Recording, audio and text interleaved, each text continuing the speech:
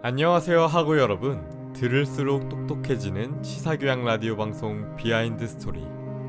저는 이 방송의 진행을 맡은 박세준입니다. 저희 비하인드 스토리는 매주 화요일마다 다양한 이슈들의 히스토리를 소개하고 있습니다.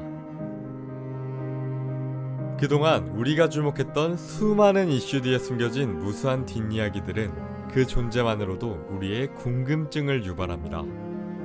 알려진 사실과 다른 반전의 이야기, 몰랐던 뜻밖의 사실, 결과만 알고 있던 것의 뒷이야기, 거짓에 가려진 진실의 이야기까지.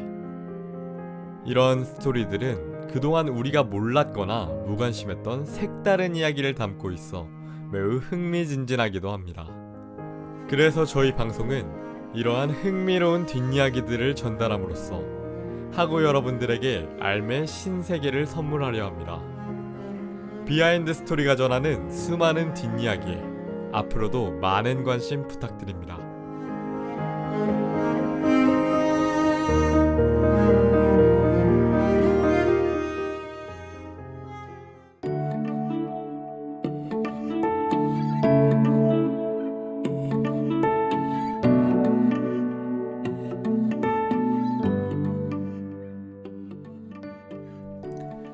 오늘의 비하인드 스토리는 무엇일까요?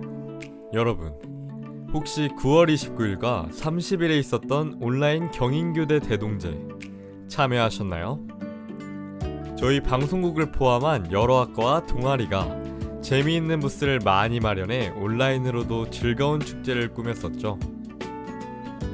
하지만 축제에 직접 가서 분위기를 느끼며 즐기고 싶은 학우분들의 아쉬운 마음은 어쩔 수가 없을 것 같습니다. 그렇다면 여러 대학교의 특색을 경험할 수 있는 기회인 대학축제는 기존에는 어떤 모습이었을까요? 오늘의 비하인드 스토리에서는 대학축제, 대동제의 모든 것을 알아보려고 합니다.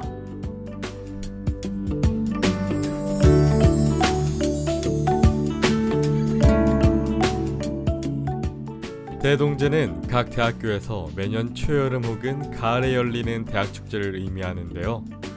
1956년 10월, 지금의 경희대인 신흥대학교에서 열렸던 대학제가 시초라고 합니다.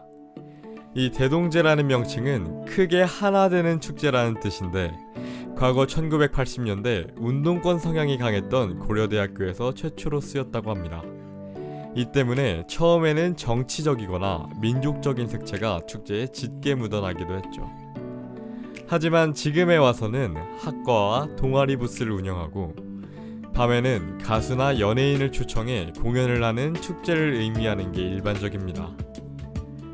대개 축제 때 각 학과들은 노상주점을 만들거나 자신들의 학과 특색을 살린 레크레이션 부스를 열기도 합니다. 예를 들어 철학과에서 사주를 봐주는 부스를 열거나 도고동문학과에서 생맥주를 파는 거죠. 얘기만 들어도 재밌을 것 같지 않나요?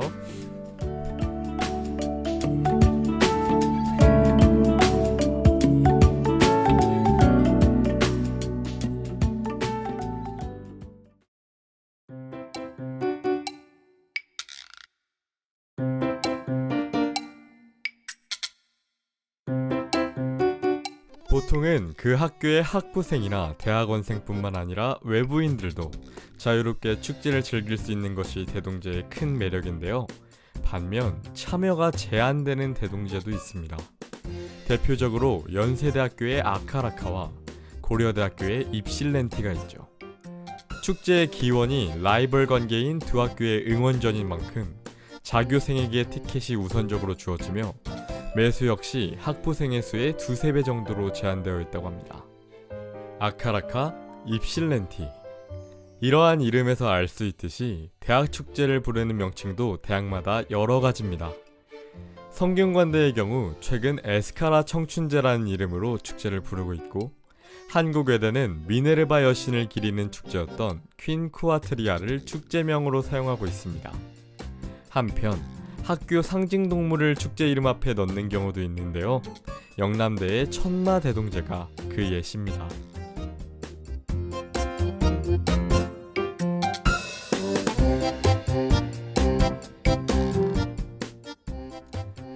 한편 학교 내에서의 단합뿐 아니라 학교 간의 친목과 화합을 위해 여러 학교가 연합하여 진행하는 대동제도 있습니다. 가장 유명한 연합제는 여러분도 익히 들어보셨을 연고전입니다. 연고전 혹은 고연전이라고 불리는 이 축제는 연세대와 고려대가 연합하여 개최하는 것으로 매년 돌아가며 서로의 캠퍼스에서 축제를 여는 것이 특징입니다. 연고전의 하이라이트는 두 학교 학부생들의 체전과 응원전인데요.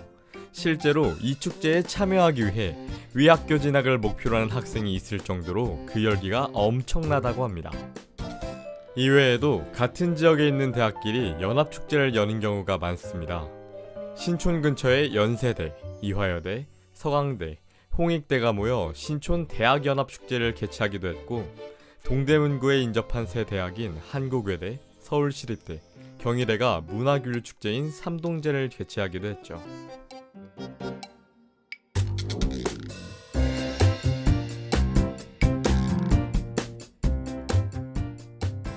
지금까지 국내 대학 축제에 대해 알아봤습니다. 한편 외국 대학의 경우에는 어떨까요? 우선 일본의 대학 축제의 경우 우리나라와 가장 유사합니다.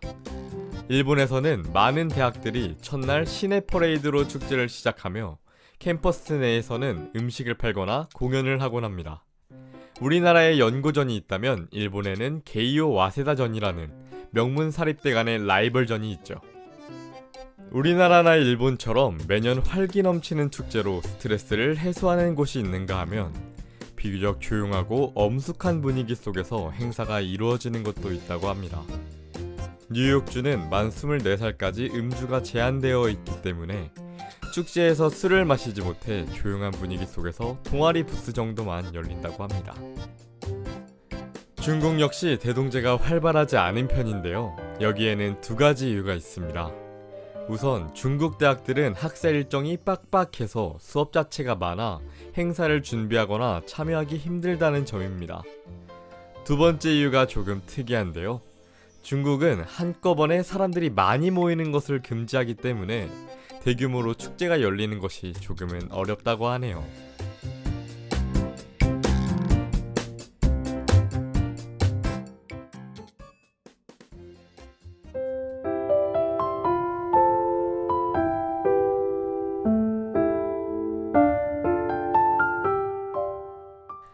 축제에 참여하는 사람이 있다면 축제를 만들어가는 주체는 누구일까요?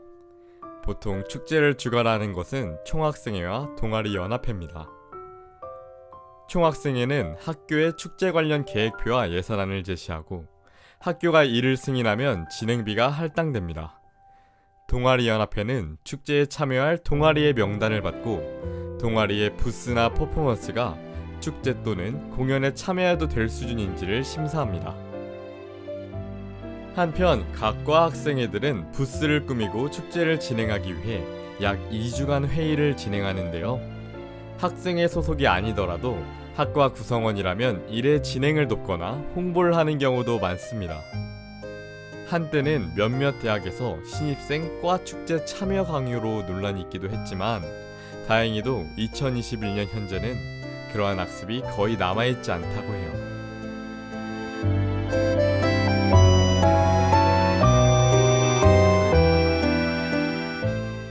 많은 학생들의 대학 로망 중 하나이자 그 마을의 축제가 되기도 하는 대동제. 하지만 화려한 불빛 아래 가려진 그림자 역시 존재하기 마련인데요. 이번에는 기존 대동제에 있어왔던 문제점도 같이 짚어보려고 합니다. 우선 예산 낭비 문제를 꼽을 수 있습니다. 최근 모 대학 축제에서는 축제 비용 중 절반 이상을 유명 연예인 섭외에 소진하여 논란이 되기도 했습니다. 부스 운영과 축제 전시회, 세미나 등에 투자되어야 했을 돈이 축제의 홍보 및 흥행을 위해 과도하게 사용되었다는 지적입니다. 이에 관한 조금은 웃기지만 슬픈 이야기가 있는데요. 개그맨 장동민이 2010년 동신대학교 대동제에서 2억 이상이 들어간 불꽃놀이에 여러분, 지금 여러분의 등록금이 펑펑 터지고 있습니다 라는 발언을 한 적이 있다고 합니다. 두 번째 문제점으로는 잦은 음주 사고를 들 수 있는데요. 대동제 때마다 캠퍼스 주변 동네에 토사물이 있는 것은 다반사고 고성방가를 하는 경우도 많았기에 이웃 주민들의 항의가 계속해서 있어 왔습니다.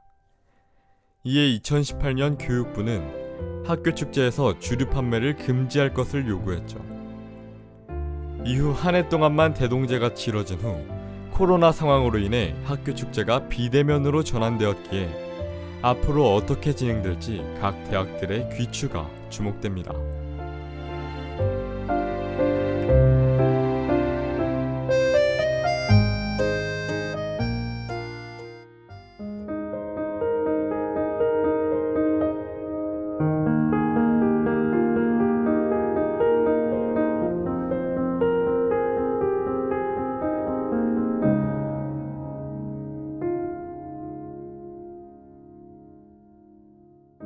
오늘은 대학교의 꽃이라고 부를 수 있는 대동제에 관한 비하인드 스토리를 함께 알아봤습니다. 시사교양방송 비하인드 스토리는 유익하고 흥미로운 다양한 주제의 비하인드 스토리를 정확하게 전달하려고 합니다. 오늘 전달해드렸던 방송 내용에 대한 문의나 정정 요청이 있으시다면 경인교육대학교 SNS로 메시지 보내주시길 바랍니다. 그럼 이상으로 이번 주 방송을 마치겠습니다. 오늘의 이야기가 여러분의 지식 성장에 도움이 되었길 바라며 다음 주 더 유익한 소식으로 돌아오겠습니다. 청취해주신 학우 여러분 고맙습니다.